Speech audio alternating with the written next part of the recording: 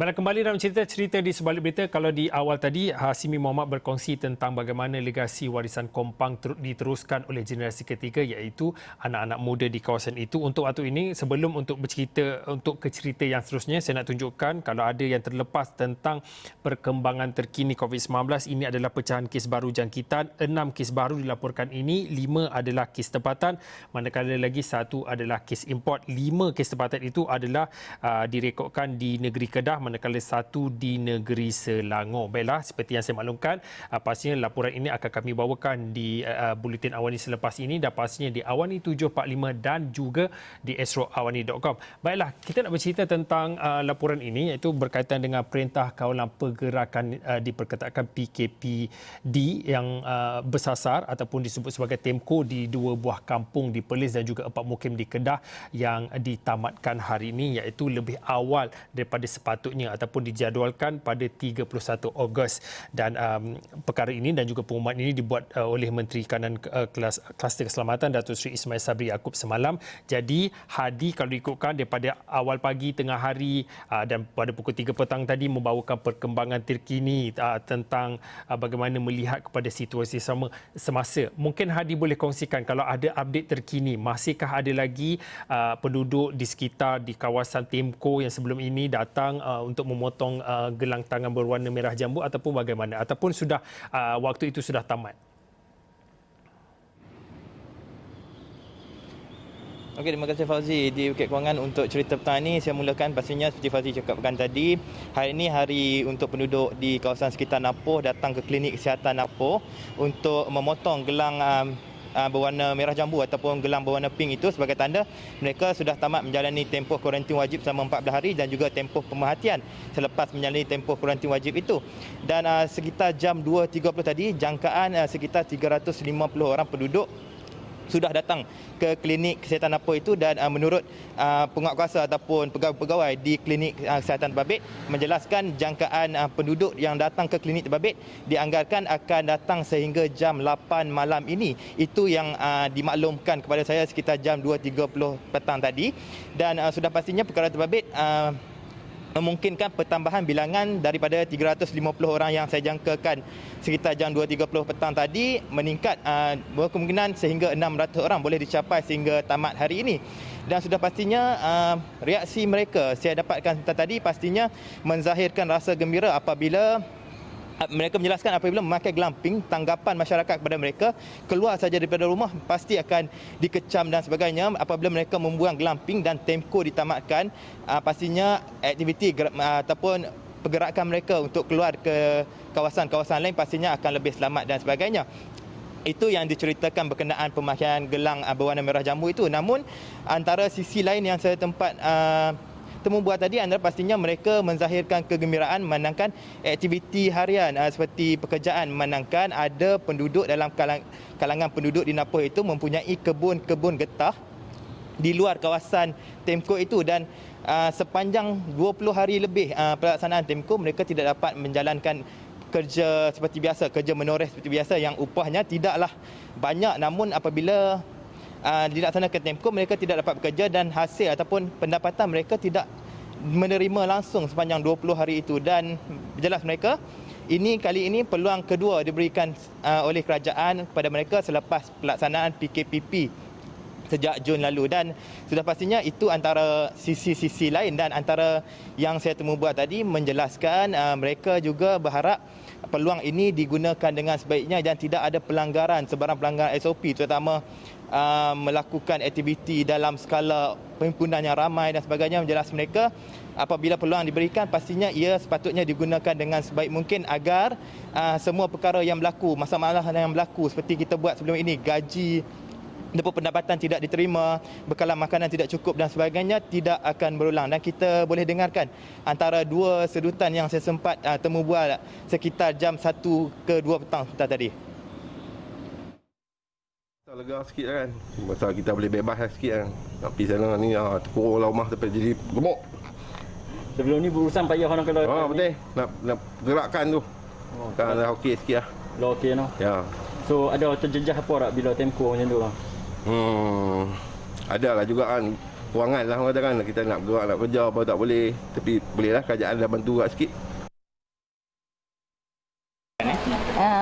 Saya rasa dah okey sikit lah sebab boleh keluar beli lauk pauk yang basah kan. Selama ni makan pun kering-kering aja. So okey lah. Sekarang boleh lah. Bagi saya ikut SOP lagi better lah. Kita pun duduk dalam 30 hari dekat lah. Tak boleh keluar, tak boleh pergi kedai, tak boleh apalah. Nak makan yang mereka bagilah. Tapi mereka ada bagi bantuan lah. Macam seminggu sekali mereka bagi beras, minyak, apa, roti, segala. Semua mereka bagi. Cuma kita tak dapat lauk pauk lah. So kita makan dengan yang ada sajalah. Bagi saya ikut SOP paling baik lah. Kalau kita nak pupuskan benda penyakit macam ni lah. Sebab dia takkan putus selagi kita tak jaga sampai habis lah. So ikutlah SOP yang paling terbaik lah. Bila perlu keluar lah. Kalau tak perlu tak payah keluar lah. Dan Fauzi, tadi ada juga suara-suara yang bertanyakan kepada saya, adakah kedai-kedai akan beroperasi seperti tempoh Temco, menangkan dalam tempoh Temco itu operasi kedai bermula jam 8 pagi sehingga jam 6 petang saja. Paling lewat ditutup, paling awal ditutup adalah pukul 6 petang, dan itu tempoh itulah penduduk di kawasan sekitar boleh pergi keluar membeli barang dan sebagainya, dan perkara terbabit. Oleh itu saya datang ke Wisma Darul Aman hari ini, manakala hari ini berlaku sesi persidangan Sidang DUN Negeri Kedah. Dan pastinya jawapan kepada itu akan saya tanyakan dalam sebentar lagi, dalam bila-bila masanya, untuk sidang media Menteri Besar Kedah berkenaan isu berkaitan pihak berkuasa tempatan berkenaan waktu operasi di kawasan Temco itu, adakah sama ataupun berlaku perubahan yang memungkinkan akan menyenangkan penduduk di kawasan Nampuh itu sendiri, Fauzi. Hadi, sebelum kita nak meneruskan tentang bagaimana respon dan juga reaksi rakyat, tadi pun Hadi ada kongsikan. Tetapi dalam visual yang Hadi kongsikan, visual yang terkini yang Hadi kongsikan, mungkin Hadi boleh maklumkan kepada kami bagaimana proses bagi mereka ataupun penduduk yang berada di kawasan Temco sebelum ini datang ke pusat klinik Nampuh itu, mereka perlu daftar ataupun bagaimana cara ataupun proses sebelum proses gelang berwarna merah jambu itu dipotong? Okey Fauzi, jika dalam proses mendapatkan ataupun ujian awal saringan COVID terdahulu, pastinya mereka akan datang ke klinik kesihatan dan mengambil ujian itu seperti biasa, dan pendokumentasian itu diambil dengan mencatatkan nama ataupun sebarang detail di gelang yang berwarna merah jambu itu. Dan hari ini hari memutuskan, jika saya boleh katakan hari memutuskan gelang berwarna merah jambu itu, mereka datang membawa surat yang diputuskan oleh KKM menandakan mereka telah menjalani ujian awal saringan COVID yang dijalankan sebelum 3 hari bulan Ogos lalu ke klinik kesihatan Nampuh itu. Kemudian tiba-tiba penjarakan sosial di kaunter-kaunter berlaku, dan ianya sebelum ke kaunter itu semakan suhu seperti biasa diambil untuk memungkinkan tidak berlaku penularan dalam kalangan warga-warga di situ yang datang membuat pemotongan gelang berwarna merah jambu. Dan sebaik sampai di kaunter itu, saya lihat sebentar tadi, pastinya mereka mencatatkan dokumentasi seperti mencatatkan detail tempat duduk, manangkan jika ada berlaku sesuatu perkara yang tidak diingini, ianya akan memudahkan proses pihak, terutama dari pihak KKM, untuk mendapatkan identiti mana-mana pihak daripada detail ataupun maklumat atau perinci yang diberikan. Dan sebaik saja menandatangani satu surat akuan menjalani tempoh kuarantin ataupun tempoh pemerhatian yang jalankan tempoh kuarantin 14 hari. Selepas tempoh kuarantin itu adalah tempoh pemerhatian yang jalankan sekitar 13 ke 14 hari juga sebelum sampai hari ini.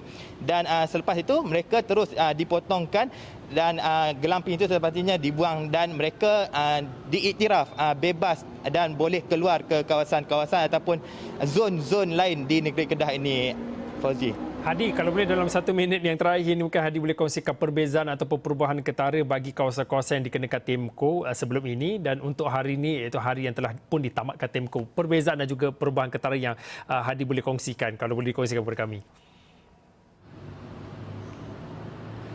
Perubahan ketara pastinya saya katakan semenjak ketiadaan sekatan jalan raya, sudah pastinya laluan antara Nampuh dan Bukit Kayu Hitam itu adalah laluan utama bagi lori-lori kontena untuk melalui kawasan itu dari utara ke kawasan zon tengah ataupun kawasan selatan tanah air.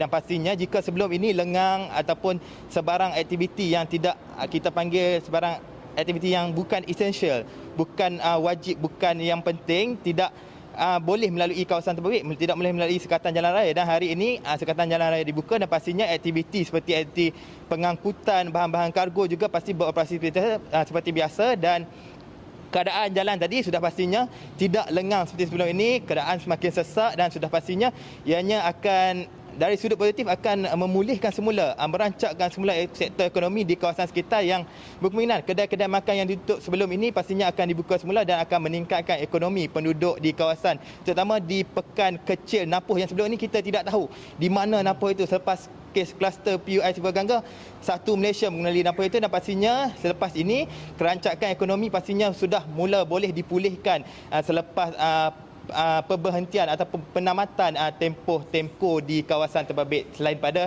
beberapa kawasan lain di negeri Perlis dan Kedah. Fauzi. Okey, baiklah, terima kasih kepada Abdul Hadi Cik Awang. Kalau ikutkan saya pun sini pun tak tahu ataupun di mana lokasi Napoh, tetapi memandangkan daripada hampir 2 minggu ini ada saja cerita-cerita yang dibawakan Hadi dan juga rakan-rakan lain untuk membawa kisah-kisah dan juga cerita-cerita rakyat yang mana mereka berada dalam kawasan Temco. Terima kasih kepada Abdul Hadi Cik Awang atas perkongsian cerita pasca Temco khususnya di beberapa kawasan yang dikenakan sebelumnya di Perlis dan juga Kedah. Saya kira itu saja untuk waktu ini cerita-cerita di Sebalik Berita. Saya Fauzin, kita jumpa lagi.